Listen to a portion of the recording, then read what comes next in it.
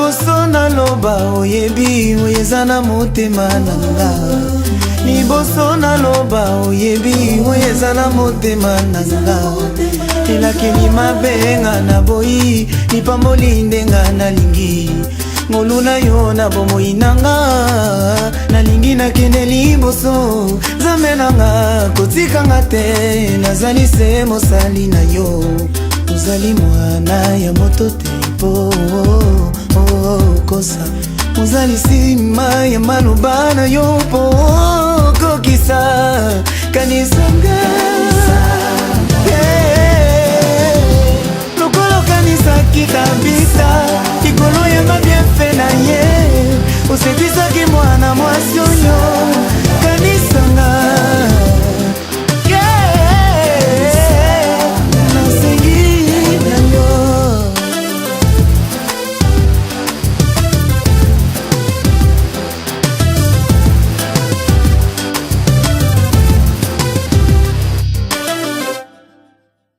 Amen. Nous prenons nos Bibles ce matin dans le livre d'Apocalypse, chapitre 12, à partir du verset 12.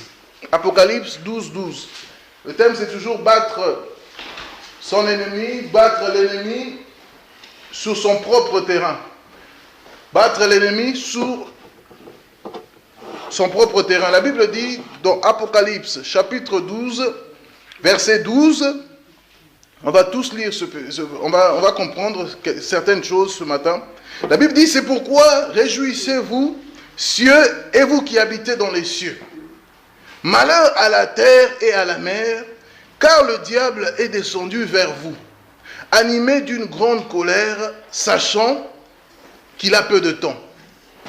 Donc ici, la Bible est en train de nous dire que le ciel était bien, tout ça, mais le diable est descendu sur la terre et il a fait de la terre son quartier général, son QG, son terrain. Et c'est pourquoi nous intitulons notre message, notre thème depuis plus de dimanches déjà, battre son ennemi sur son propre terrain. Amen. Battre son ennemi sur son propre terrain. Amen. Amen. Là, la Bible est en train de dire quoi? Elle est en train de dire simplement que le diable est descendu sur la terre et que maintenant, là, la terre est devenue son siège. Et Jésus va arriver sur la terre. Il va dire quelque chose dans Hébreux 12. Hébreux chapitre 10. Hébreux chapitre 10, à partir du verset 5, la Bible dit, c'est pourquoi, Hébreux chapitre 10, à partir du verset 5, la Bible dit, c'est pourquoi Christ, entrant dans le monde, dit, tu n'as voulu ni sacrifice, ni offrande, mais tu m'as formé un corps. Tu n'as agréé ni holocauste, ni sacrifice pour le péché. Alors j'ai dit, voici, je viens. Dans le rouleau du livre, il est question de moi. Pour faire, ô Dieu, ta volonté. Amen. Amen. Jésus arrive sur le monde, sur ce terrain-là, où le diable est descendu avec une ardente colère, parce que le diable était chassé de la présence de Dieu. Il est descendu sur la terre, et avec tous ses démons et les anges déchus. Maintenant, Jésus va arriver aussi sur cette terre. C'est pourquoi nous intitulons notre message « Battre son ennemi sur son propre terrain ». Et l'ennemi de tout un chacun de nous, l'adversaire, c'est le diable. Amen. Même si quelqu'un te fait du mal, il faut bien savoir que ton ennemi, ce n'est pas ton frère, ton ennemi, c'est le diable lui-même. Et Jésus était conscient de ce combat. C'est pourquoi, à un moment, il marchait comme ça, Matthieu 16. La Bible dit qu'il marchait comme ça, à un moment... Il dit à ses disciples, il dit à ses apôtres, il dit, à un moment, le Fils de l'homme, Christ, moi, je vais être crucifié, et je vais aller mourir, tout ça. Pierre va lui dire, à Dieu ne plaise, ça ne t'arrivera pas. C'est-à-dire qu'il voulait même l'empêcher d'aller sur la croix. Jésus va dire quoi? Arrière de moi, Satan. Dans l'autre version, on dit, arrière de moi, porte-parole du diable. Comprenez? Donc, il faut bien comprendre que Pierre était simplement sous l'influence, sous la manipulation d'un démon, d'un esprit mauvais. Et Jésus lui-même va dire, arrière de moi, Satan. Comprenez? Et là, il va comprendre que le démon est tellement subtil, le diable est tellement subtil qu'il peut venir se manifester dans la vie d'un apôtre. Il vient se masquer. Amen. Et là, Jésus va lui dire, arrière de moi. Je vais accomplir ma mission. Je vais aller là où Dieu me dit.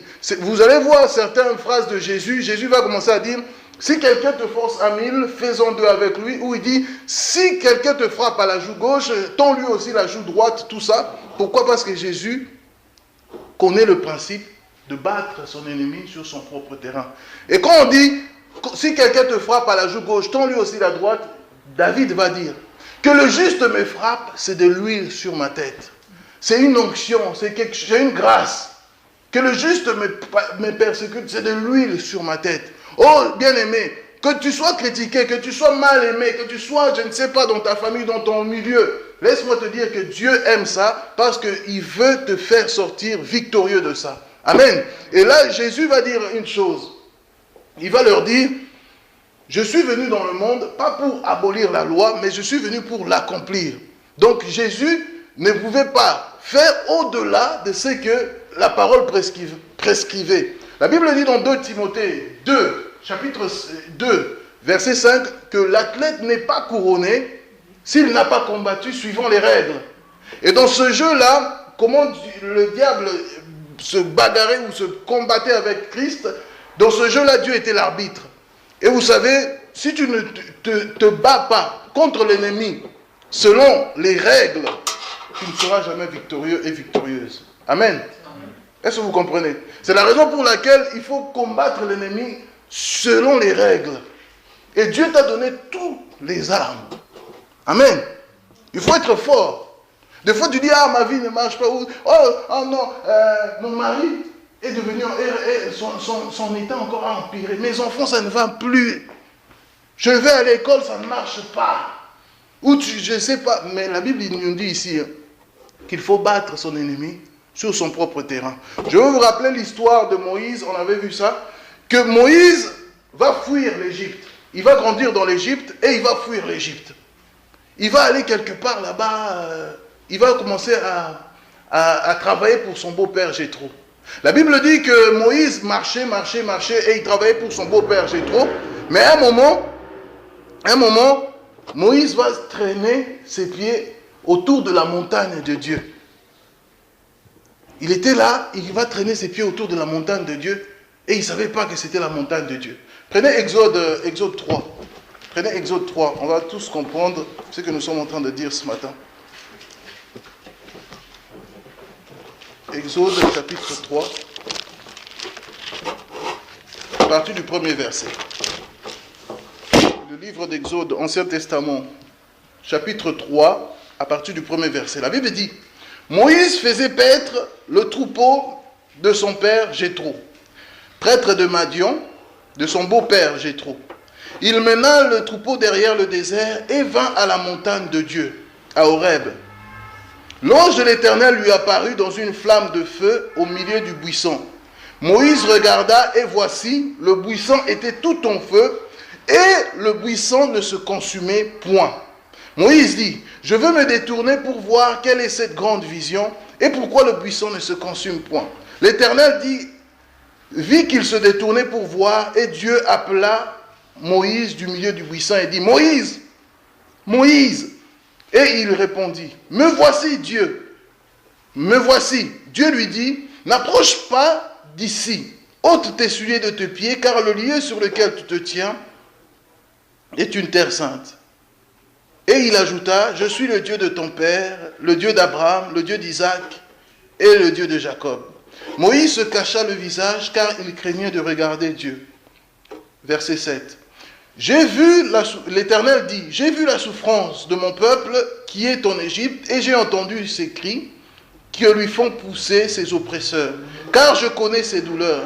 Je suis descendu pour le délivrer et pour le faire monter de ce pays dans un bon pays, vaste pays, où coule le lait et le miel, où les Amoréens, les Hétiens, les Phérésiens, les Éviens, les Jébusiens vivent. Voici les cris des enfants d'Israël sont venus jusqu'à moi et j'ai vu leur oppression.